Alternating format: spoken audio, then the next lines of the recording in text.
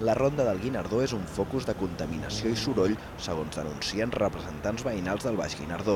Expliquen que el punt més complicat és el de la sortida del túnel de la Rovira, on sovint hi ha col·lapses de trànsit. A més, els 4 carrils de circulació per sentit que hi ha esdevenen una barrera que separa el barri i genera dificultats de mobilitat a peu, sobretot per a la gent gran.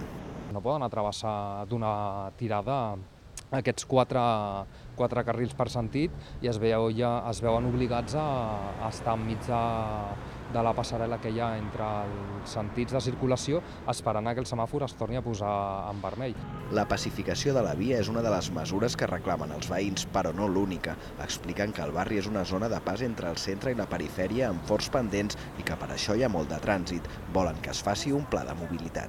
Hauria de contemplar quines mesures s'han de prendre per reduir el trànsit de cotxes, quines mesures hem d'emprendre per ampliar voreres o per fer un barri més habitable per la ciutadania que hi vivim.